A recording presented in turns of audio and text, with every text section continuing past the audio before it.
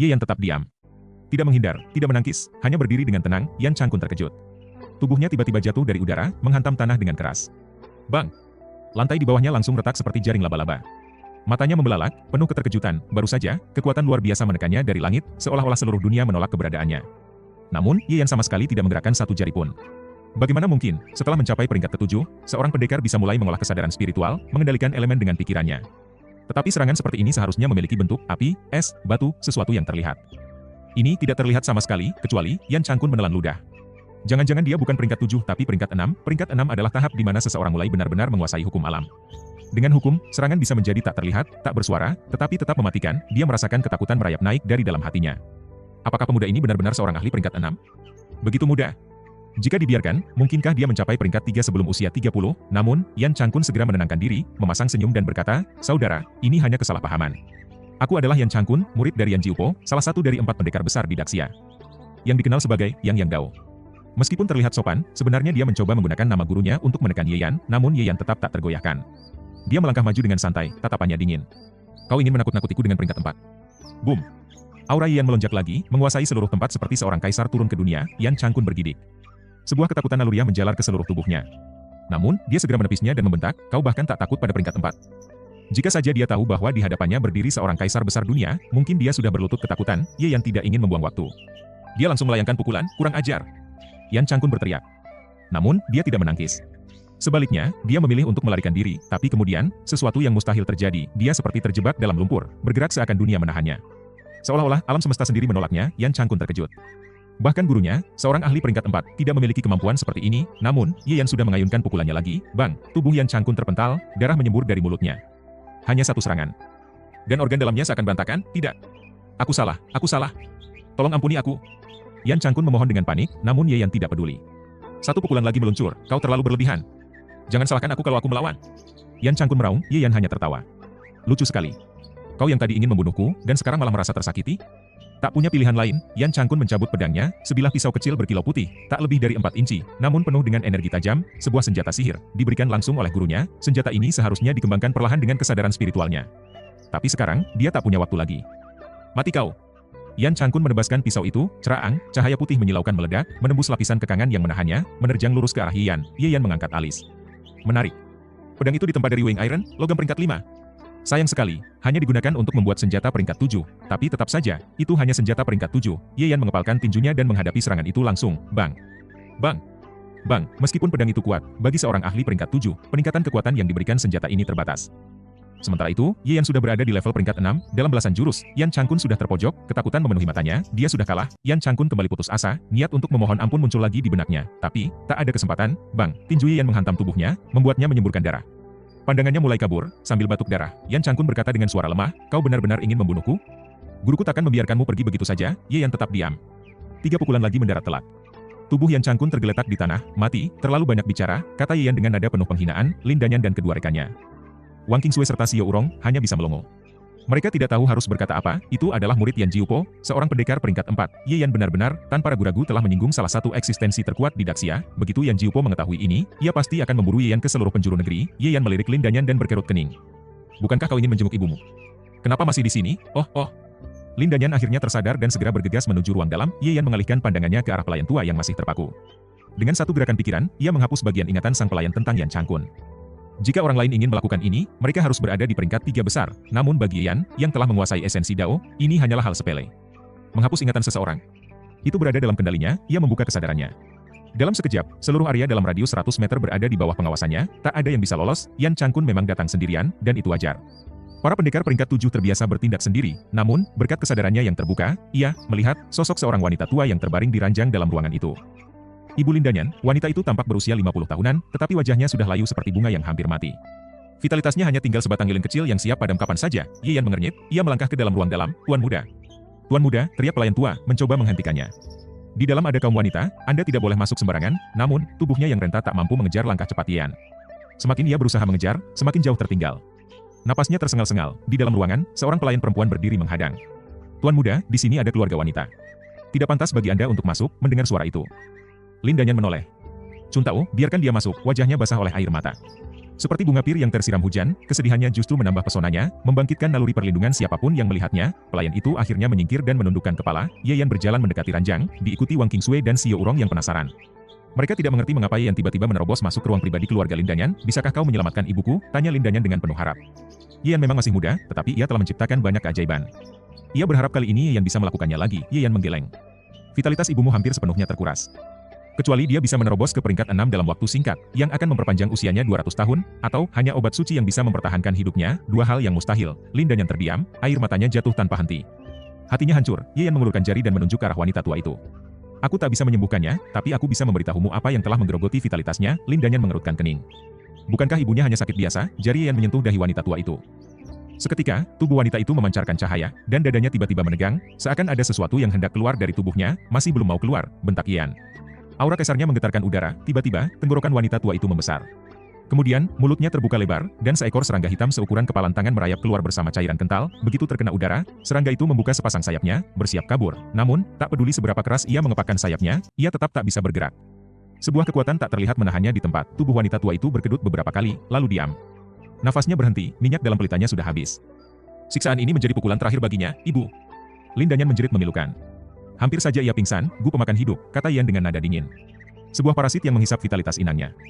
Biasanya, monster ini hanya menyerang binatang buas, bukan manusia.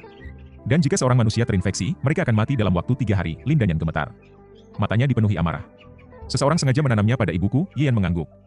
Bahkan, ada yang terus mengendalikannya agar menghisap perlahan. Gu ini sudah ada di tubuh ibumu sejak setengah tahun lalu.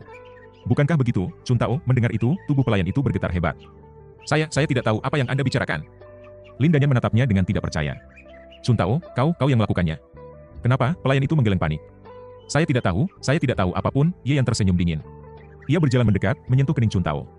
Jujurlah, sekejap, jiwa pelayan itu terguncang. Wajahnya berubah kosong. Siapa yang memerintahkanmu untuk menaruh serangga itu? Tanya Ye Yan. Tuan Wei, jawab Chun Tao tanpa ragu. Lin Danyan menggigit bibir. Tangannya mengepal hingga darah menetes dari jari-jarinya. Mengapa dia melakukan ini? Saya hanya mengikuti perintah, jawab Chun Tao dengan suara datar. Lin Danyan kehilangan seluruh kekuatannya. Ia jatuh lemas ke ranjang, memeluk ibunya, menangis tanpa suara. Raja Wei, ini balas dendamnya. Api kebencian membakar matanya. Dalam benak Yan, sosok Raja Wei yang belum pernah ia temui langsung mulai terbentuk dengan sangat jelas. Seorang yang licik, pendendam, bahkan seorang maniak. Selain itu, kemungkinan besar ia akan berhadapan dengan pria ini. Baik karena masalah di Daxia maupun busur panas surya, Raja Wei pasti adalah salah satu orang terkuat di provinsi Jiangnan. Namun, bagi Yan, itu bukan masalah. Di kehidupan sebelumnya, manusia hidup dalam keputusasaan. Langit dipenuhi oleh dewa dan iblis yang begitu kuat, selalu berada di tingkat suci dan raja, memperlakukan manusia hanya sebagai makanan dan mainan. Apakah dewa dan iblis mau berunding denganmu? Jika mereka senang, mereka bisa membunuhmu untuk hiburan. Jika mereka tidak senang, mereka tetap akan membunuhmu, tapi Yan masih bisa bertahan, menjadi lebih kuat sedikit demi sedikit, hingga akhirnya menyapu bersih dunia. Keinginannya telah ditempa seperti besi baja, dan tidak mungkin ia tergoyahkan oleh rintangan apapun. Istana Wei. Saudara Kaisar. Seorang ahli peringkat 4. Hah? Lin Danyan melanjutkan, aku sudah mencoba melarikan diri berkali-kali dan selalu berhasil, tapi tidak peduli kemana aku bersembunyi. Istana selalu bisa menemukanku dan membawaku kembali. Suatu kali, Raja Wei mabuk dan secara tidak sengaja mengungkapkan rahasia. Ternyata, ia memiliki seorang ahli ki terkenal yang bisa meramalkan takdir seseorang. Jadi, tidak peduli bagaimana aku bersembunyi, tetap saja tidak ada gunanya. Tunggu sebentar. Ye yang tiba-tiba menyela. Siapa nama ahli ki itu? Bapak Liu Tai, jawab Lin Danyan. Bapak Liu Tai. Wang Qingsui langsung berseru kaget. Benar saja, Ye Yan menyeringai samar. Ia sama sekali tidak terkejut. Jika Liu Tai menculik seorang peramal besar, itu pasti atas perintah istana. Ya, Raja Wei ingin menjadi kaisar. Dia sedang mengumpulkan keberuntungan. Secara teori, keberuntungan diberikan oleh langit dan bumi. Siapa yang memilikinya, maka itu miliknya. Tetapi dengan cara-cara khusus, keberuntungan bisa dirampas. Sebagai seorang pangeran, Raja Wei memang sudah memiliki keberuntungan besar, tetapi itu belum cukup untuk menjadikannya kaisar agung. Jika cukup, maka ia yang akan naik tahta, bukan yang sekarang berkuasa. Jadi, ia harus meningkatkan keberuntungannya. Ketika keberuntungannya jauh lebih tinggi daripada kaisar saat ini, ia bisa bangkit dan memberontak. Persaingan tahta adalah pertarungan keberuntungan. Aku mendengar bahwa Liu Tai baru saja meninggal secara misterius, lanjut Lin Danyan. Dan tepat setelah itu, aku mendapat kabar bahwa ibuku sakit parah. Jadi aku memutuskan untuk melarikan diri lagi. Dari hari pertama ia menikah dengan Raja Wei, pria itu telah menggunakan segala cara untuk membuatnya putus asa. Ayahnya yang meninggal lebih awal mungkin juga merupakan ulah Raja Wei. Kini, ibunya pun telah tiada. Lin Danyan tidak lagi memiliki keluarga atau keterikatan apapun di dunia ini. Ye yang terkejut. Liu Tai mati? Para peramal selalu membocorkan rahasia langit, jadi kematian dini memang sesuatu yang wajar. Tetapi kematiannya yang mendadak tetap saja mencurigakan. Tiba-tiba, Lin Danyan mengambil keputusan besar. Ia membungkuk hormat kepada Yan dan berkata dengan suara tegas, aku ingin menjadi selirmu, Tuan Ye. Kumohon terimalah aku, satu-satunya tujuan hidupnya yang tersisa adalah membalas dendam kepada Raja Wei, bagaimanapun caranya, bahkan jika itu hanya untuk membuat sang pangeran marah hingga mengamuk, itu sudah merupakan bentuk perlawanan darinya. Apa? Wang Qingsui segera menolak. Kakak Lin, kau seorang putri. Bagaimana bisa kau ingin menjadi selir Tuan Ye? Xiao Rong mencibir. Bibi tua, kau bahkan tidak melihat berapa umurmu sendiri. Masih ingin menikmati anak muda? Memalukan, Lin Danyan mengabaikan sindiran itu. Ia hanya menatap Ye Yan dengan mata jernih dan penuh keyakinan. Ye Yan tersenyum. Apakah ini cara balas dendammu? Lin Danyan mengangguk. Ya. Raja Wei menganggapku sebagai miliknya, jadi jika aku menjadi selirmu, dia pasti akan marah besar. Tapi, apakah kau tidak takut ini akan membahayakan Tuan Ye? Wang Qingsui memprotes. Ini sama saja memaksa istana Wei untuk memusuhi Tuan Ye. Jangan lupa, Raja Wei merekrut ahli peringkat 4, Yan Jiupo. Kakak Lin, peringkat 4 itu sangat kuat. Ye Yan memang luar biasa, tetapi bahkan saat menggunakan busur panas surya, kemampuannya masih berada di tingkat 6 atau 7. Bagaimana mungkin ia bisa melawan seorang ahli peringkat 4, bahkan jika kakeknya bisa pulih dan mencapai peringkat 4, mereka tetap harus menundukkan kepala di hadapan ahli senior seperti Yan Jiupo. Ini sama saja menjerumuskan Ye Yan ke dalam api. Lin Danyan sudah mempertimbangkan segalanya dan tetap berkata, aku percaya bahwa Tuan Ye akan mampu mengubah bahaya menjadi keselamatan. Ia tidak tahu alasannya, tetapi seperti saat ia memilih untuk mendatangi Ye Yan setelah diracun, ada sesuatu dalam diri pria ini yang membuatnya percaya. Seperti ada kekuatan tak terlihat yang membuatnya yakin bahwa Ye Yan pasti bisa menghadapi semuanya. Omong kosong. Xiao Rong tetap menolak. Lin Danyan tidak berkata apa-apa lagi. Ia langsung berlutut, bahkan bersujud di tanah dengan kening menyentuh lantai. Bokongnya sedikit terangkat, membentuk lekukan sempurna seperti bulan purnama. Ye Yan tertawa kecil. Ini semakin menarik, meskipun bukan keinginannya, tapi karena keadaan sudah membuatnya harus berhadapan dengan istana Wei, maka ia akan menerimanya, namun, tidak dengan status selir. Bisakah kau memasak? Tanya Ye Yan. Lin Danyan terkejut sejenak, lalu menjawab, bisa. Bisakah kau mencuci pakaian? Bisa. Lin Danyan semakin bingung. Apa ini? Baik, mulai sekarang ikutlah denganku, kata Ye Yan santai. Lin Danyan terkejut. Ia tidak menyangka Ye Yan benar-benar berani menerimanya. Ia merasa bahagia, tetapi juga bingung. Ye Yan tertawa. Setelah kau menguburkan ibumu, datanglah ke Akademi Xiun untuk mencariku. Lin Danyan menggigit bibirnya, lalu menatap ibunya yang sudah tiada. Ibu, aku tidak akan membiarkan kematianmu sia-sia. Ia menghunus belati dan melemparkannya ke arah Chuntao, pelayannya yang telah berkhianat. Wanita itu terjatuh ke tanah dengan belati tertancap di jantungnya. Xia Changfeng. Kau tidak akan mendapatkan apa yang kau inginkan. Aku akan menghancurkan segalanya. Ye Yan, Wang Qingsui, dan Xiao Rong segera kembali ke Xiun College. Mereka memiliki kartu identitas sementara, bahkan Lin Danyan juga mendapatkannya. Status mereka adalah pengganti, hanya digunakan untuk keluar masuk akademi tanpa hak bertanding di lapangan. Dengan begitu, tak seorang pun akan memeriksa identitas atau usia mereka. Saat tiba di tempat tinggal yang telah ditentukan, mereka bertiga langsung mengerutkan kening. Tempat itu berantakan, seolah baru saja terjadi perkelahian. Sementara itu, Kang Xiong dan yang lainnya tampak terluka, duduk dengan wajah lesu seperti ayam jantan yang kalah bertarung. Apa yang terjadi? Tanya Wang Qingsui dengan cepat. Di mana Husi? Zhao Donghua menghela napas, tampak tak jauh lebih baik dengan beberapa luka di tubuhnya. Orang-orang dari Tianan College datang tadi dan bentrok dengan kami. Akhirnya, hasilnya begini, Husi masih tidur. Lanjutnya, Wang Qingsui terkejut. Meski Husi memang suka tidur, tidak mungkin ia tetap terlelap setelah keributan sebesar ini. Ye Yan langsung merasa ada sesuatu yang tidak beres dan berjalan menuju kamar Husi. Sebelum memasuki ruangan, ia sudah bisa mendengar dengkuran keras. Saat masuk, Husi tampak tidur nyenyak, bahkan ketika Wang Qingsui mengguncangnya. Ia tidak terbangun. Yang Master Yan, apa yang terjadi pada Husi? Tanya pelayan kecil itu. Ye Yan tersenyum. Tidak apa-apa. Dia hanya butuh tidur lebih lama. Tubuhnya sedang mengalami pertumbuhan pesat. Setelah bangun, kekuatannya akan meningkat drastis, benarkah? Wang Qingsui awalnya senang, tetapi kemudian cemberut. Tapi sepertinya darahnya tidak berkembang lebih jauh, gunakan lebih sering, jawab Ye Yan santai. Manusia bukanlah dewa atau iblis. Mereka hanya memiliki garis keturunan, sehingga perlu terus digunakan untuk sepenuhnya terbangun. Husi, yang mirip dengan semut bertanduk, hanya tahu makan dan tidur, sehingga evolusinya terjadi lebih cepat. Wang Qingsui menjulurkan lidah kecilnya. Sedikit malu. Sementara itu, Xiao Rong, yang telah menduga bahwa Wang Qingsui dan Husi memiliki darah keturunan dewa dan iblis, kini benar-benar yakin setelah mendengar percakapan mereka. Hatinya pun dipenuhi rasa iri, darah keturunan dewa dan iblis lebih langka dibandingkan pemahaman hukum. Jika tingkat kemurniannya sangat tinggi, maka pencapaian yang bisa diraih benar-benar tak terbatas. Setelah memastikan Husi baik-baik saja, Ye Yan dan yang lainnya keluar untuk mencari tahu apa yang terjadi. Kami tidak tahu pasti, tapi sepertinya ini ada hubungannya dengan Gong Yulong, kata Kang Xiong. Mereka datang tiba-tiba, tanpa banyak bicara langsung menyerang. Akibatnya, kami kalah. Lalu Gong Yulong pergi bersama mereka, pergi begitu saja? Tidak melawan, tanya Ye Yan, menangkap sesuatu yang janggal. Kang Xiong mengangguk. Sepertinya dia mengenal mereka, bahkan takut, itu membuatnya sulit dipercaya. Ia sudah lama mengenal Gong Yulong. Meskipun orang itu terlihat lembut, kekuatannya luar biasa dan sulit diukur. Lalu, siapa yang bisa membuatnya takut? Kalian kalah telak, tanya Ye Yan lagi. Wang Qingsui menjawab, kami bertiga sedang keluar, Husi masih tidur, dan Gong Yulong tidak ikut bertarung. Jadi 5 lawan 10 jelas sulit menang.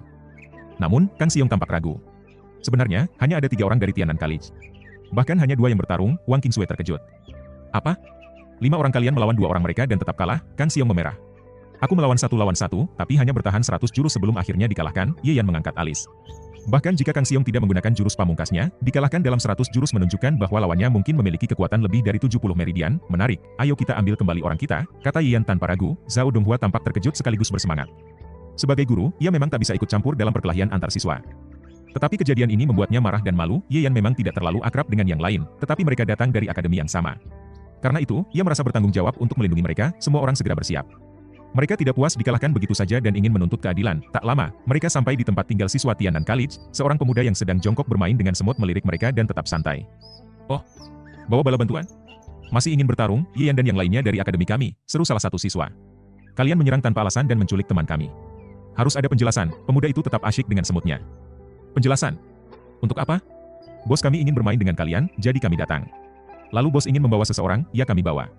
Sesederhana itu, di mana bos kalian? Suruh dia keluar," seru Kang Siong, "mau bertemu bos kami." Pemuda itu mendengus.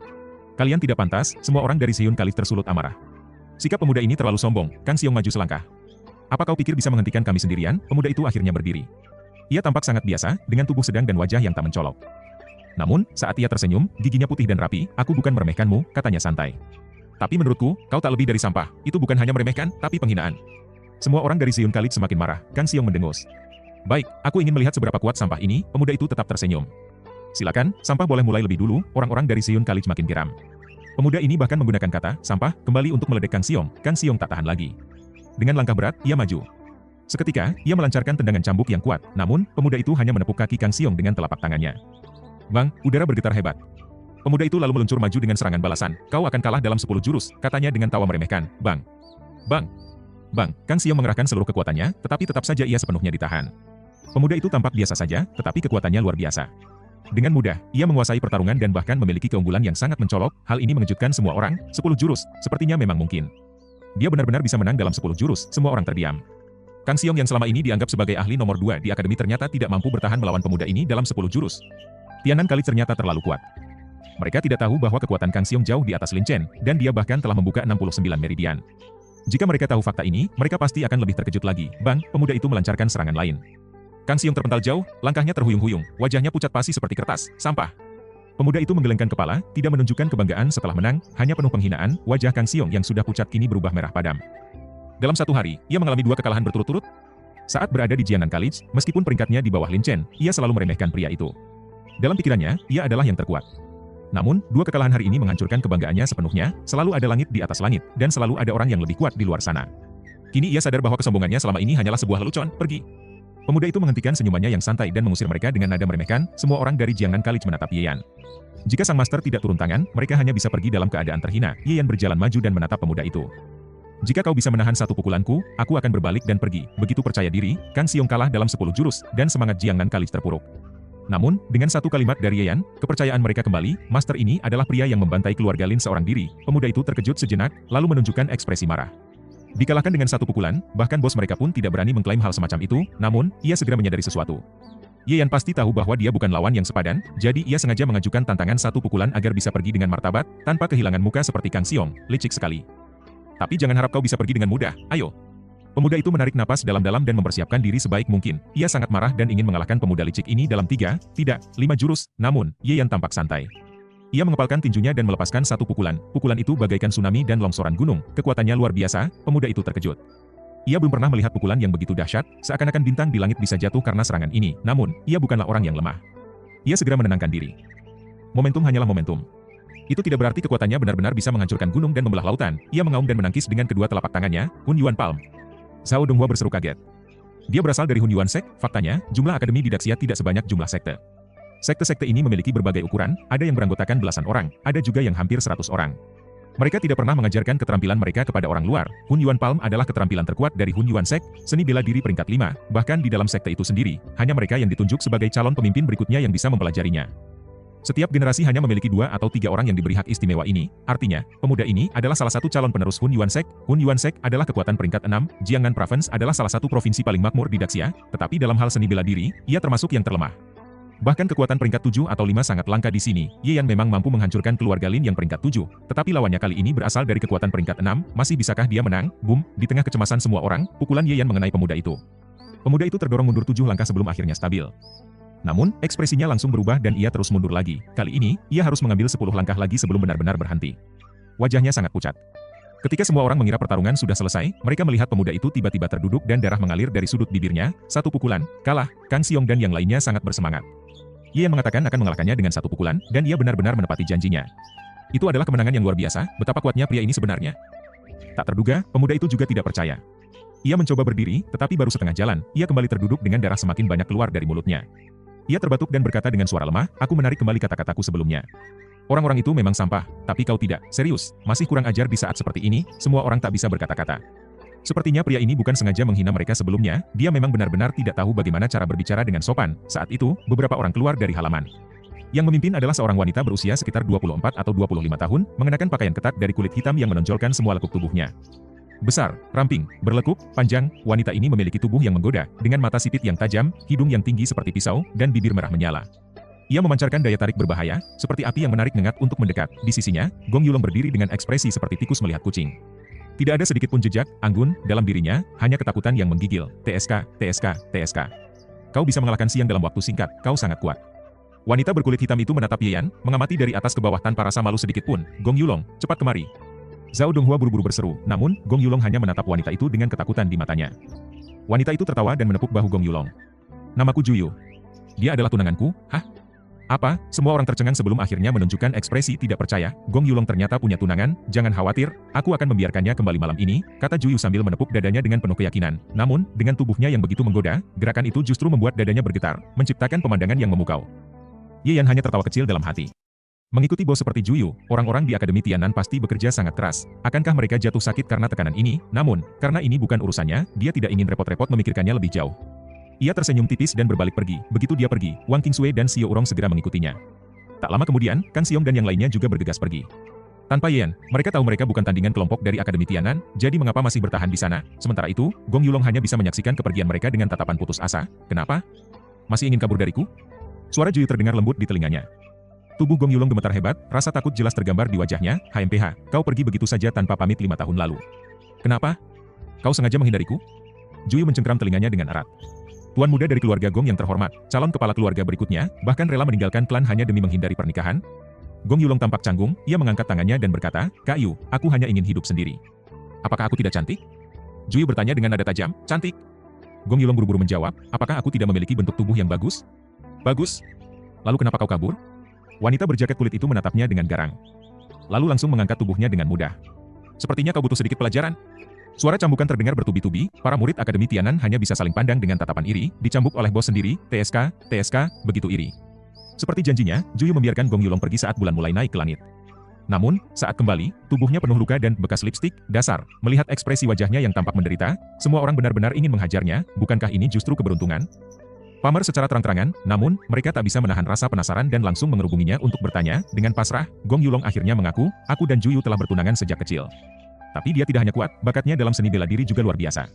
Dari dulu, level kultivasinya selalu lebih tinggi dariku. Masalahnya, dia punya temperamen yang meledak-ledak dan selalu memukuliku jika aku tidak menurut. Itu sebabnya, beberapa hari sebelum pernikahan, aku kabur dari rumah. Sekarang semuanya masuk akal. Tak heran Juyu begitu marah dan datang mencarinya, melarikan diri sehari sebelum pernikahan. Sungguh pria brengsek. Juga, apakah sikap lembutnya selama ini hasil dari trauma akibat wanita itu? Mereka ingin bertanya lebih banyak, tetapi kali ini Gong Yulong menolak menjawab, sementara itu, Ye Yan sudah kembali ke kamarnya. Baginya, urusan Gong Yulong dan Juyu bukanlah sesuatu yang perlu ia pedulikan. Dalam kehidupannya sebelumnya, ia sudah melihat berbagai hal yang lebih aneh dari ini, jadi tidak ada gunanya memikirkan hal sepele seperti itu. Tak lama kemudian, terdengar ketukan pelan di pintu. Ketika ia membukanya, ia melihat seorang wanita cantik berdiri di sana. Itu adalah Putri Lindanyan, dengan Wang Qingsui di sampingnya. Wang Qingsui menatapnya dengan penuh kewaspadaan, seolah menghadapi musuh besar. Aku sudah mengurus pemakaman ibuku. Mulai sekarang, aku adalah selir Tuan Muda Yan. Ucap Lindanyan dengan nada datar, tanpa menunjukkan kesedihan atau kemarahan sedikit pun. Wanita ini, dikhianati oleh kekasihnya di masa lalu, kehilangan kedua orang tuanya, ia kini tak memiliki lagi harapan atau keyakinan dalam hidup. Satu-satunya hal yang masih membuatnya bertahan adalah balas dendam. Jika ia sudah tak peduli pada hidup dan mati, lalu apa arti harga diri dan martabat baginya? Wang Qingsui memerah karena marah. Terlalu memalukan. Apalagi ia mengatakannya dengan begitu terang-terangan di hadapannya. Ye Yan, tolong terima aku. Lindanyan mengangkat dadanya dan mendongak, seolah menunggu untuk dipilih, memalukan. Tak tahu malu, Wang Qingsui mendidih dalam kemarahan. Ia bahkan tidak bisa menahan diri untuk tidak menirukan nada sarkastik Xiao Urong. Bibi, apakah kau tidak tahu malu?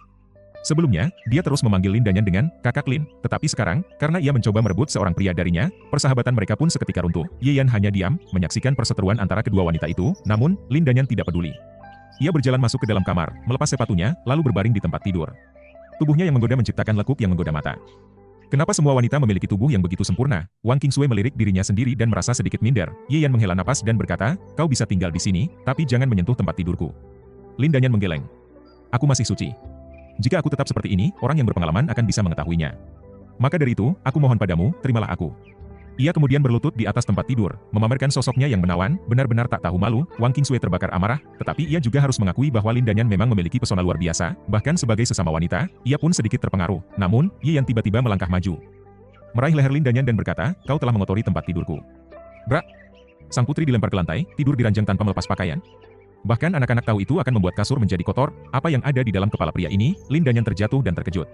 Seumur hidupnya, tak ada satupun pria yang bisa menahan pesonanya. Sejak remaja, setiap pria yang menatapnya akan tergoda. Bahkan pria tua di sektenya pun memiliki pandangan tersembunyi yang penuh nafsu terhadapnya, bahkan Pangeran Xia Changfeng pun tidak terkecuali. Tapi Ye Yan? Ia benar-benar tidak peduli padanya. Bagaimana mungkin ada pria seperti ini? Alih-alih marah, Lin Danyan justru semakin penasaran dan tertarik. Ia tersenyum tipis, lalu melepas jaketnya, memperlihatkan tubuhnya yang menggoda di bawah pencahayaan redup. "Sekarang, bolehkah aku?" Ye Yan hanya tersenyum dingin. "Semua yang kau lakukan hanya untuk membuat Xia Changfeng cemburu, tapi bagaimana bisa kau benar-benar menyakitinya?" Tubuh Lin Danyan menegang seketika. Ia menatap Ye Yan dengan mata penuh keterkejutan. Pengkhianatan kekasihnya telah menghabiskan lebih dari 10 tahun untuk meredakan amarahnya, tetapi hatinya tetap tertutup sejak saat itu, tak lagi terbuka untuk siapapun. Namun, dendam atas kematian ayah dan ibunya masih segar. Ia baru saja mengetahuinya.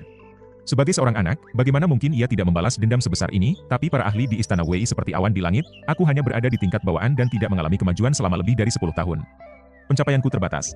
Bagaimana aku bisa membunuh seorang pangeran? Lin Danyan menggelengkan kepalanya, namun tiba-tiba ia seperti memikirkan sesuatu. "Apakah kau ingin aku berpura-pura menerima nasibku lalu mencari kesempatan untuk membunuhnya?" Matanya berbinar, tetapi segera ia menggeleng lagi. Ada seorang kasim tua yang sangat kuat di sisinya, selalu mengawalnya setiap saat. "Itu mustahil," Ye Yan tersenyum. "Jika aku mengajarimu, dalam 3 tahun, kau bisa mencapai peringkat kelima. Jika berusaha lebih keras atau mendapatkan keberuntungan, peringkat keempat bukan hal yang mustahil." "Apa?" Lin Danyan terbelalak, sementara Wang Qingsui berseru tak percaya. "Bagaimana mungkin? 3 tahun? Bahkan jika seseorang memiliki harta karun dunia yang bisa diserap setiap hari, bagaimana dengan pemahaman terhadap ranah yang lebih tinggi?" Lin Chen, orang terkuat di Akademi Jiangnan, meskipun ada sedikit bumbu dalam reputasinya, tetap saja ia seorang jenius. Ia sudah mencapai puncak peringkat 8, tetapi setidaknya butuh 2 tahun lagi sebelum ia bisa berharap menembus peringkat 7. Kakeknya, yang dulu adalah dekan Akademi Daxia, telah mencapai puncak peringkat 5 lebih awal. Namun, untuk menembus peringkat 4, ia sampai kehilangan kendali, terjerumus ke dalam jalan sesat, dan akhirnya menghancurkan lautan kesadarannya sendiri. Semua ini menunjukkan betapa sulitnya menerobos penghalang ranah. 3 tahun, kau ingin menerobos peringkat 5, bahkan mungkin peringkat 4, bahkan dari peringkat 8 ke 7 saja belum tentu bisa. Lin Danyan tidak mengalami kemajuan selama bertahun-tahun, bahkan bisa dibilang telah kehilangan harapan dalam kultivasinya. Apakah itu benar-benar mungkin? Lin Danyan bertanya dengan suara gemetar. Jika mungkin, tentu ia ingin menebas kepala Raja Wei dengan tangannya sendiri untuk membalaskan dendam orang tuanya. Ye Yan balik bertanya, "Apakah kau tahu mengapa kau memiliki pesona alami yang begitu kuat?" Topik ini melompat terlalu jauh. Lin Danyan terdiam sejenak. "Bukankah itu memang bawaan? Bukankah 2 kata itu sudah cukup menjelaskan?" Ye Yan tersenyum. "Di zaman kuno, para dewa dan iblis adalah penguasa dunia, dengan kekuatan setara tingkat suci. Yang paling lemah pun setara dengan peringkat 2 saat ini. Manusia hanyalah makanan dan mainan bagi mereka, sama sekali tidak memiliki keberuntungan atau berkah dari langit. Namun, ketika manusia menjadi penguasa dan pusat dunia, hukum surga mulai berpihak pada mereka, darah dewa dan iblis diwariskan melalui keturunan yang memiliki leluhur setidaknya peringkat 3, dan ilmu mereka mengalir dalam garis keturunan. Namun, berkah dari langit dan bumi berbeda, berkah itu memungkinkan munculnya berbagai jenis fisik khusus." Ye Yan berhenti sejenak, lalu melanjutkan. "Setiap orang memiliki atribut yang berbeda. Ada yang memiliki atribut api, sehingga mereka lebih dekat dengan energi api. Itulah yang disebut sebagai tubuh api. Demikian pula dengan atribut lainnya, yang mempengaruhi potensi dan gaya bertarung mereka. Namun, kebanyakan orang memiliki atribut yang biasa-biasa saja, hanya sedikit yang memiliki atribut istimewa. Dan hanya sangat sedikit yang menerima berkah dari langit dan bumi, yang mendorong atribut tertentu ke tingkat ekstrim, seperti tubuh Dewa Matahari, yang bahkan jika dilempar ke dalam lautan api saat lahir, tidak akan terluka sedikit pun." Lin Danyan merasa tertarik dan bertanya, "Yan Jiupo dari istana dikatakan memiliki tubuh matahari yang membara. Apakah dia juga menerima berkah langit dan bumi?" Ye Yan mengangguk. "Kemungkinan besar. Fisik seperti ini memiliki karakteristik yang mirip dengan dewa dan iblis. Tetapi jauh lebih lemah dibandingkan generasi pertama dewa dan iblis yang langsung lahir dari hukum surga. Meskipun begitu, fisik seperti ini tetap memiliki pertumbuhan yang luar biasa jika dibina dengan benar, tapi dibandingkan orang biasa, pertumbuhan mereka jauh lebih cepat dan menakjubkan." Lin Danyan akhirnya mulai menyadari sesuatu. "Jadi, apakah aku juga memiliki fisik khusus? Namun, fisik seperti apa yang membuat seseorang terlahir begitu menggoda? Bukankah ini lebih seperti kutukan daripada berkah?" Ye Yan mengangguk. "Kau memiliki tubuh Suanyin? Hah?" Lin Danyan terkejut, menatap Ye Yan dengan penuh kebingungan. "Tubuh Suanyin adalah tubuh dengan energi yin paling murni dan lembut. Karena itulah kau memiliki daya tarik alami terhadap lawan jenis. Karena perpaduan yin dan yang tertanam dalam insting setiap makhluk hidup, prinsip alam mengatakan bahwa satu unsur tidak bisa berdiri sendiri. Yin membutuhkan yang, dan sebaliknya. Karena itulah keseimbangan antara keduanya menghasilkan kehidupan yang tak terbatas. Semakin murni suatu fisik, semakin kuat potensinya. Tubuh Suanyin dan tubuh Pure yang adalah dua ekstrim, mewakili keseimbangan antara yin dan yang. Namun, karena fisik ini belum dibina dengan benar, potensimu masih tersembunyi." Lin Danyan tercengang. Setelah beberapa saat, ia akhirnya berkata, "Jadi, kau ingin mengatakan bahwa aku sebenarnya memiliki salah satu fisik terkuat di dunia?" Ye Yan berpikir sejenak sebelum menjawab, "Mungkin tidak sampai sekuat itu. Ada beberapa fisik yang lebih langka, seperti tubuh Dao yang lahir dengan keseimbangan Yin dan Yang, tubuh suci yang memperkuat atribut ke tingkat maksimum, tubuh 5 elemen murni yang bisa mengendalikan semua elemen dengan sempurna, dan yang paling misterius, tubuh Chaos. Fisik-fisik itu kemungkinan lebih kuat dari Xuan Yin, kau benar-benar tidak bisa diajak bicara. Lin Danyan mendengus. Tetapi bukannya kecewa, ia malah semakin bersemangat. Namun, fisik seperti itu hanya muncul sekali dalam puluhan ribu tahun, bukan? Ye Yan mengangguk. Terkadang, butuh puluhan ribu tahun untuk muncul satu saja. Tetapi di era dunia besar seperti sekarang, fisik-fisik kuat akan bermunculan bak jamur setelah hujan, jantung Lin Danyan berdebar kencang. Tubuh yang hanya muncul setiap 10.000 tahun, ternyata, ia memiliki harta karun dalam dirinya sendiri dan tidak pernah menyadarinya. Tuan Muda Yan, tolong ajari aku. Ia menatap Ye Yan dengan penuh semangat, Ye Yan tersenyum tipis, lalu mengulurkan jari ke dahinya. Dalam sekejap, tubuh Lin Danyan bergetar hebat, sebelum akhirnya jatuh pingsan. Lin Danyan tak sanggup menahan banyaknya informasi yang diterimanya. Tekanan dari seorang kaisar membuatnya panik, hingga akhirnya ia jatuh pingsan. Ye Yan mengerutkan kening. Mau tidur di tempat tidurku juga, ia segera menoleh ke arah Wang Qingsui. Qingsui, bawa dia ke rumahmu, baik? Wang Qingsui langsung menyetujuinya. Bahkan jika Ye Yan tidak memerintahkannya, ia akan melakukan hal yang sama. Ia tidak ingin membiarkan Lin Danyan tidur di tempat Ye Yan. Bagaimana jika saat terbangun nanti, wanita itu mencoba merayunya? Dengan kecantikan alami dan tubuh Xuan Yin yang menggoda, Lin Danyan bisa membuat setiap pria tergila-gila. Wang Qingsui sadar, Ye Yan mungkin bisa menolaknya 1 atau 2 kali, tapi bagaimana jika 100 kali? 1000 kali? Manusia punya hati, dan semakin sering digoda, semakin sulit untuk menahan godaan itu, tidak? Wang Qingsui akan melindungi tubuh Tuan Muda Yan. Setelah Lin Danyan dibawa pergi, Ye Yan berbaring untuk beristirahat. Namun, aroma lembut yang tertinggal di tempat tidurnya menusuk hidungnya, membangkitkan perasaan yang sulit dijelaskan. Malam itu, ia dihantui oleh mimpi-mimpi aneh yang tak biasa, ia butuh waktu lama untuk menenangkan pikirannya. Tubuh mudanya terlalu penuh energi. Apalagi dikelilingi oleh banyak wanita cantik. Wang Qingsui memiliki darah rubah berekor 9, sementara Lin Danyan memiliki tubuh Xuan Yin. Dengan begitu banyak godaan, sulit baginya untuk tetap tak tergoda. Namun, ia tetap bertahan, ia menghela napas. Jika terus begini, ia mungkin akan mengalami masalah. Setelah berlatih dan mandi, ia bersiap untuk sarapan. Husi masih tertidur, tengah mengalami evolusi darah yang mungkin memakan waktu 10 hari atau lebih. Bahkan, ia mungkin akan melewatkan kompetisi akademi. Tapi Ye Yan tidak terlalu peduli. Ia seorang diri pun sudah cukup untuk memenangkan kejuaraan. Saat kembali ke kamarnya, ia terkejut melihat Lin Danyan sedang merapikan tempat tidurnya. Wanita itu berdiri dengan ujung kaki, tubuhnya menegang saat merapikan spray, memperlihatkan lekuk tubuhnya yang menggoda. Dalam hal kecantikan tubuh, hanya Zongqin yang bisa menyainginya. Namun, dalam hal pesona dan daya tarik, bahkan Zongqin harus mengakui keunggulan Lin Danyan. Melihatnya, Ye Yan merasakan kegelisahan. Tubuh Xuan Yin memiliki daya tarik alami terhadap lawan jenis, dan bahkan ia tak kebal terhadap pengaruhnya. Selain itu, tubuh Xuan Yin juga memiliki kemampuan untuk melakukan kultivasi ganda dengan pria. Mempercepat pertumbuhan kekuatan bagi kedua belah pihak. Semakin dipikirkan, semakin sulit mencari alasan untuk menolak godaan ini. Namun, ada sesuatu di dalam dirinya yang menolak hubungan intim dengan lawan jenis. Ia tidak tahu mengapa, tapi ada dorongan dalam dirinya yang membuatnya enggan untuk terlalu dekat secara fisik. Setelah merapikan tempat tidur, Lin Danyan mengambil pakaian Ye Yan dan membawanya ke sumur untuk mencuci. Pemandangan itu mengejutkan banyak orang di Kangxiong. Bagaimana mungkin seorang wanita secantik Lin Danyan melakukan pekerjaan rumah tangga? Tuan Muda Ye benar-benar terlalu keterlaluan, membiarkan wanita secantik itu mencuci pakaian. Aku rela melakukannya untuknya. Para pria yang melihatnya merasa iri sekaligus marah. Jika mereka tahu bahwa Lin Danyan sebenarnya adalah seorang putri, mungkin mereka akan lebih terkejut lagi. Sementara itu, Lin Danyan merasa bahagia. Sejak menerima warisan teknik kultivasi dari Ye Yan, ia telah mulai berlatih Xuan Yin Sutra. Hanya dalam sekali latihan, kemajuan kultivasinya yang terhenti selama lebih dari 10 tahun langsung meningkat pesat. Ye Yan pernah mengatakan bahwa dalam 3 tahun ia bisa mencapai peringkat 5, atau bahkan peringkat 4. Kini, Lin Danyan percaya bahwa hal itu bukan sekadar omong kosong. Akhirnya, ia memiliki kesempatan untuk memenggal kepala Xia Changfeng dengan tangannya sendiri. Namun, membunuhnya begitu saja. Itu terlalu mudah. Itu tidak cukup untuk membalas dendamnya, ia ingin membuat Xia Changfeng menderita sebelum mati. Selama lebih dari 10 tahun, meskipun ia tampak seperti seorang putri yang dihormati, kenyataannya ia hanyalah seorang budak di bawah kendali Xia Changfeng. Ia telah dipermalukan, disiksa, kehilangan martabat, bahkan kehilangan haknya sebagai manusia. Lebih dari itu, Xia Changfeng telah membunuh orang tuanya. Dendam ini tak akan terbalas hanya dengan membunuhnya. Ia ingin menjadi wanita Ye Yan, bukan sebagai istri atau selir, tapi sebagai kekasih dan mainan. Ia ingin Xia Changfeng mengetahui bahwa putri kesayangannya telah menjadi milik pria lain. Ia ingin melihatnya hancur oleh rasa sakit dan kemarahan sebelum akhirnya mencabut nyawanya. Namun, Lin Danyan menghadapi satu masalah besar. Ye Yan, jika pria itu seperti lelaki lain, cukup dengan satu lirikan, ia bisa membuatnya tergila-gila dan berlutut di kakinya. Tapi Ye Yan berbeda. Bagaimana mungkin ada pria seadil dan seteguh ini di dunia? Atau mungkin dia tidak memahami keinginan manusia? Lin Danyan merasa bingung, frustrasi, tapi juga semakin mengagumi pria itu. Sebelumnya, saat dirinya diracun, satu-satunya orang yang terlintas dalam pikirannya adalah Ye Yan. Itu karena mata pria itu selalu memancarkan kejernihan tanpa nafsu. Justru karena itu ia mempercayainya, namun, kini ia sendiri yang berusaha menggodanya. Bukankah ini bertentangan dengan perasaannya sendiri? Aku tidak akan menyerah. Lin Danyan membulatkan tekadnya, ia memiliki tubuh Xuan Yin yang langka dan secara alami memiliki pesona yang menggoda. Bagi pria, ia ibarat peri pemikat yang tak bisa mereka tolak. Tidak ada pria yang bisa menolak pesonanya. Jika sehari tidak cukup, maka 2 hari. Jika 2 hari tidak cukup, maka 3 hari. Kalau perlu, aku akan membuatnya mabuk, pikirnya dengan pipi merona. Ia harus menjadi wanita Yan, dan semakin cepat, semakin baik. Ada beberapa hari tersisa sebelum kompetisi akademi dimulai. Namun Ye Yan justru semakin merasa pusing. Lin Danyan mulai sering, tak sengaja, terpeleset di depannya, menggoyangkan pinggulnya dengan lembut, atau membiarkan pakaiannya basah, membuka bagian depan bajunya untuk mengelap air, memperlihatkan kulitnya yang putih bersih. Namun, konsekuensi dari semua itu, Ye Yan akan melemparkannya keluar rumah agar merenungi perbuatannya di halaman. Meski begitu, Lin Danyan tetap tidak menyerah. Ia menyadari bahwa Ye Yan memang memiliki keinginan. Hanya saja ia terlalu teguh dalam mengendalikannya, namun, jika Ye Yan adalah pria normal, maka pada akhirnya ia pasti akan menyerah juga. Sebelum kompetisi akademi dimulai, Ye Yan memutuskan untuk berjalan-jalan di kota. Lincheng adalah kota yang memiliki sejarah panjang, bahkan lebih ramai daripada Yangcheng. Ia ingin mencoba peruntungannya, siapa tahu, mungkin ia bisa menemukan harta berharga di tempat ini. Setelah mengetahui niat Ye Yan, Wang Qingsui dan Xiao Urong merekomendasikannya untuk pergi ke satu tempat yang sama, lelang. Setiap kota memiliki rumah lelang, dan dari waktu ke waktu, lelang besar diadakan. Dalam dunia yang didominasi oleh para pendekar, tema lelang tentu saja berhubungan dengan seni bela diri.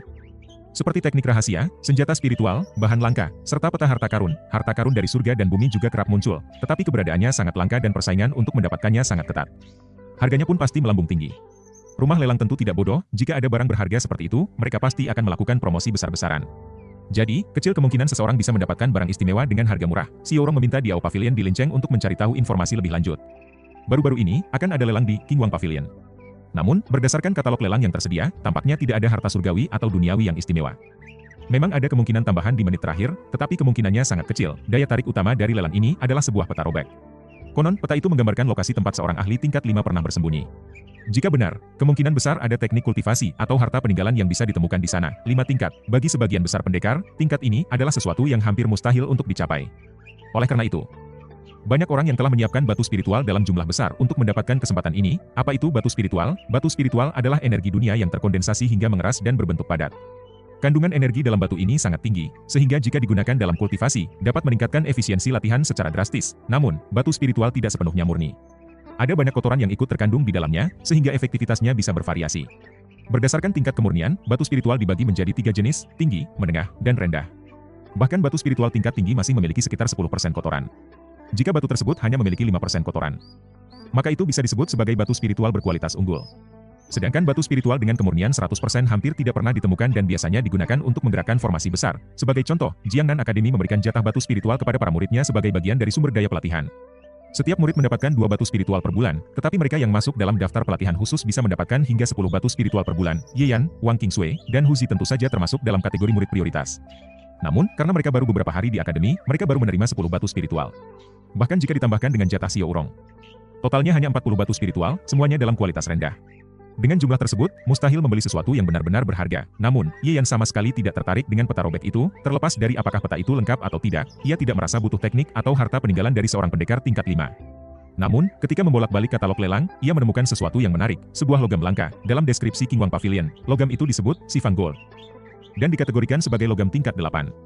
Namun, jika detail yang tertulis dalam katalog itu benar, logam ini bukanlah Sifang Gold, melainkan Chaos Immortal Gold. Chaos Immortal Gold, materi sejati bagi Kaisar. Chaos Immortal Gold tidak memiliki peringkat tetap karena logam ini bisa bertumbuh. Sekarang, semua orang mengira bahwa logam itu hanya bisa mencapai tingkat 8. Namun, kenyataannya, potensi akhirnya adalah bahan untuk senjata tingkat Kaisar. Bagi Yan, meskipun ia sudah memiliki senjata tingkat Kaisar, Chaos Immortal Gold tetap memiliki daya tarik tersendiri. Logam ini bisa diserap oleh tubuhnya. Dengan kemampuannya yang bisa berkembang, ia bisa memperkuat tubuhnya secara bertahap. Bayangkan jika ia berhasil mengembangkan Chaos Immortal Gold ke tingkat tertinggi, ia akan memiliki tubuh yang tak tertandingi. Namun, ada satu masalah besar. Harga logam ini sangat mahal. Dalam katalog, disebutkan bahwa harga awal untuk Chaos Immortal Gold adalah 100 batu spiritual tingkat rendah. Jelas, jumlah ini jauh dari jangkauan Ye Yan saat ini. Cara mendapatkan uang, Ye Yan kembali ke kamarnya, mengambil pena dan kertas, lalu mulai menulis. Ia menulis sebuah teknik bela diri berjudul Ling Yue Finger. Teknik ini diperkirakan berada di tingkat kedua. Seorang kaisar menulis teknik tingkat rendah. Teknik ini sebenarnya sudah ia deduksikan sejak lama, ketika ia masih belum mencapai puncaknya. Ia hanya perlu mengingat dan menyesuaikan detailnya kembali. Setelah selesai menulis, ia bersiap menuju rumah lelang. Ketika ia keluar dari akademi, Wang Qingsui, Xiao Urong, dan Lin Danyan segera mengikutinya. Wang Qingsui dan Xiao Urong saling melirik dan mendengus pelan, sementara Lin Danyan tetap bersikap santai, penuh pesona. Baginya, tidak ada yang bisa menyaingi keanggunannya. Namun, di tengah perjalanan, mereka berpapasan dengan 2 orang pria. Salah satunya adalah pria muda berusia sekitar 20-an. Sementara yang satunya lagi adalah pria parubaya berusia 50-an yang berdiri dengan ekspresi datar. Mengikuti dari belakang, mata pria muda itu langsung tertuju pada Xiao Urong. Senyumnya mengembang penuh keyakinan saat ia melangkah mendekat. "Yo Urong," sapanya dengan nada penuh kasih sayang. Xiao Urong menegang sesaat sebelum ekspresinya berubah menjadi jijik. Nangong Changming. Nangong Changming adalah anggota keluarga Nangong, salah satu dari 4 keluarga besar yang mengendalikan Diao Pavilion. Xiao Urong mengernyit dan bertanya, "Bagaimana kau tahu aku ada di sini?" Nangong Changming tersenyum. "Kau pergi ke Diao Pavilion untuk mencari informasi, tentu saja aku diberitahu." Xiao Urong mendecak kesal. Seandainya ia tahu hal ini akan terjadi, ia tidak akan memanfaatkan koneksi Diao Pavilion. Ye Urong, kau tidak sopan. Datang kelincing tanpa memberitahu aku? Nangong Changming melirik Ye Yan sejenak sebelum kembali menatap Si Ye Urong dengan penuh gairah. Si Ye Urong mundur selangkah dan berkata, aku sedang ada urusan, harap minggir. Nangong Changming mendengus. Apa urusanmu lebih penting daripada pertemuan kita? Ye Urong, tidakkah kau mengerti perasaanku? Wajah Si Ye Urong berubah kesal. Ia melirik Ye Yan, berharap melihat reaksi darinya, tetapi Ye Yan tetap tenang. Dengan suara tegas, ia menjawab, Nangong Changming, tolong hormati dirimu sendiri. Namun, Nangong Changming menatap Ye Yan dengan sinis dan berkata, apa kau menolakku karena pria ini? Si Ye Urong mengepalkan tangannya. Itu bukan urusanmu, tentu saja itu urusanku. Kau akan menjadi istriku kelak, jadi aku harus menjagamu. Nangong Changming berkata tajam, ketegangan di udara semakin terasa. Si Ye Urong melompat dengan marah, menunjuk ke arah Nangong Changming dan berkata, jangan bicara sembarangan. Aku tidak akan pernah menikah denganmu. Jangan pernah berpikir untuk memaksaku, apa sebenarnya rencana keluarga Nangong dengan menikahi seorang wanita dari keluarga Si. Mereka dapat secara langsung mencaplok keluarga tersebut? Tentu saja, saudari Si Ye Urong memiliki kecantikan luar biasa, sehingga Nangong Changming tidak keberatan menikahi wanita secantik itu. Ia sudah lama menganggap Si Ye Urong sebagai miliknya, namun sekarang melihatnya berdiri bersama pria lain, dengan jelas menunjukkan ketertarikannya kepada pria itu, membuatnya tidak bisa menerimanya. Berani-beraninya kau merebut wanitaku, jika saja keluarga Si sudah menjadi bagian dari keluarga Nangong, dan jika Si Ye Urong sudah menjadi istrinya, ia pasti sudah menampar wajahnya dan memperlakukannya dengan kasar untuk mengajarinya bagaimana seharusnya seorang wanita bersikap. Namun, saat ini ia masih harus mempertimbangkan situasi keluarga Si. Tapi pria ini? HMPH, dia tidak akan selamat. Nangong Changming langsung menatap Ye Yan dengan penuh penghinaan dan berkata, aku tidak peduli siapa dirimu, dengarkan baik-baik. Aku adalah Nangong Changming dari keluarga Nangong di Pavilion Obat Bumi. Kakakku adalah Nangong Gao, jenius alkimia nomor 1 di Daxia. Wanita ini adalah tunanganku. Pergilah sekarang juga. Jika aku melihatmu mendekatinya lagi, aku akan memastikan kau merasakan penderitaan yang tak terbayangkan. Betapa sombong dan angkuhnya dia. Ye Yan tetap diam, tapi Si Ye Urong melompat ke depan dan berkata dengan marah, Nangong Changming, kau hanya bermimpi. Aku tidak akan pernah menikah denganmu, lupakan saja. Dan jangan melibatkan orang lain dalam urusan kita. Orang lain? Nangong Changming mencibir. Dia bersamamu, jadi bagaimana mungkin dia tidak ada hubungannya? Ye Yan mulai merasa bosan dan bertanya pada Si Ye Urong, apakah kau butuh bantuanku? Sebelumnya, Si Ye Urong telah banyak membantunya, membersihkan kekacauan yang ia buat di akademi dan keluarga Lin. Meskipun Ye Yan tidak terlalu peduli, dia tetap mengingat budi orang lain. Jika ini bisa membalas kebaikan itu, maka ia tidak keberatan. Si Ye Urong tersenyum dan berkata, terima kasih, Tuan Ye. Tapi aku bisa menyelesaikannya sendiri. Baiklah, Ye Yan mengangguk dan melanjutkan langkahnya, mau lari? Nangong Changming hendak menghalangi, tetapi Si Ye Urong berdiri di depannya. Nangong Changming, jika kau ingin menghadapi seseorang, hadapilah aku, katanya tegas. Nangong Changming tersenyum sinis. Ye Urong, mana mungkin aku marah padamu? Itu tidak akan pernah terjadi, namun, matanya kembali menatap Ye Yan dengan dingin. Di depan umum, dia tidak bisa bertindak gegabah, tapi apakah dia akan melepaskan Ye Yan begitu saja? Tidak mungkin. Nangong Changming, jangan ganggu aku lagi, bentak Si Ye Urong. Nangong Changming tersenyum, tapi senyum itu penuh kebencian. Ye Yan tiba di Pavilion Qingwang dan langsung menyatakan bahwa ia ingin melelang sebuah teknik bela diri. Di tempat ini, mereka tidak pernah meremehkan siapapun. Seorang penilai senior segera datang untuk menemuinya. Ye Yan mengeluarkan Lin Yue Finger dan menyerahkannya. Setelah membaca sekali, ekspresi penilai itu langsung berubah terkejut. Dia membaca sekali lagi dan berseru, ini adalah teknik bela diri peringkat 2, ya. Ye Yan mengangguk dan menarik kembali setengah dari gulungan teknik bela diri itu. Setelah dilelang, aku akan memberikan sisanya kepada pembeli. Dalam hal teknik bela diri, satu salinan dapat dengan mudah disalin, jadi Ye Yan tentu harus berhati-hati. Tidak masalah, kata penilai itu cepat-cepat. Tuan Ye, mohon tunggu sebentar, teknik bela diri peringkat 2 sangat berharga. Aku harus mengundang pengelola kami. Aku tidak berani menetapkan harga dasar tanpa persetujuan, silakan. Ye Yan mengangguk. Tak lama kemudian, pengelola Pavilion Qingwang datang. Dia adalah seorang pria tua berusia sekitar 60 tahun, mengenakan jubah biru sederhana dengan sepatu putih biru. Dengan janggut panjangnya, dia terlihat seperti seorang sarjana. Begitu masuk, dia langsung tersenyum dan berkata, Tuan Ye, saya Hu Xie, pengelola Pavilion Qingwang. Senang bertemu dengan Anda, pengelola Hu. Ye Yan membalas sapaan itu dengan sopan. Teknik bela diri peringkat 2 bukanlah hal sepele. Jika dipromosikan dengan baik, harganya bisa mencapai angka yang luar biasa. Hu Xie mengusap janggutnya dan berkata, namun, katalog untuk pelelangan ini sudah disiapkan dan disebarkan. Jika kita ingin memasukkan teknik ini, mungkin butuh waktu lebih lama. Bagaimana kalau kita menundanya ke pelelangan berikutnya? Bagaimanapun, ini adalah barang yang pantas menjadi puncak acara. Pavilion Qingwang mendapatkan komisi antara 20% hingga 30%. Jadi demi keuntungan mereka, lebih baik menjualnya di acara berikutnya dengan promosi maksimal agar harga semakin tinggi. Namun, Ye Yan menggelengkan kepalanya. Tetap pada pelelangan kali ini, dia membutuhkan uang dengan cepat. Selain itu, teknik bela diri peringkat 2 bukanlah apa-apa baginya. Jika ia mau, dia bisa memenuhi ruangan ini dengan teknik tingkat raja, suci, bahkan kekaisaran. Dengan 9 kehidupan yang telah ia jalani, pemahamannya tentang bela diri jauh melampaui para kaisar besar. Hu Xie hendak membujuknya lagi, tetapi Ye Yan hanya menyebutkan bahwa ia bisa pergi ke pelelangan lain, membuat Hu Xie terdiam. Masih ada 3 hari tersisa. Jika mereka bekerja cepat, masih ada kesempatan untuk promosi. Tuan Ye, bagaimana kalau kita menetapkan harga dasar 100.000 batu roh tingkat tinggi? Tanya Hu Xie. Setuju, Ye Yan mengangguk. Dengan 10 batu roh tingkat tinggi saja, ia sudah bisa membeli emas berharga, peringkat 8, yang diincarnya. Hu Xie tampak puas. Bahkan jika barang ini terjual di harga dasar, Pavilion Qingwang masih mendapat untung besar. Dengan promosi yang tepat, harga akhirnya pasti jauh lebih tinggi. Setelah perjanjian dibuat, Hu Xie mengantar Ye Yan keluar dengan ramah. Seorang pegawainya mendekat dan bertanya, "Pengelola, apakah kita perlu menyelidiki latar belakang mereka?" Husie berpikir sejenak lalu menggeleng. Tidak perlu, orang yang bisa menyerahkan teknik bela diri peringkat 2 pasti memiliki latar belakang yang luar biasa, mungkin bahkan di luar Daxia. Mengusik orang seperti itu hanya akan membawa masalah. Sebagai pebisnis, yang terpenting adalah mendapatkan keuntungan, bukan mencari masalah. Rasa ingin tahu bisa berbahaya.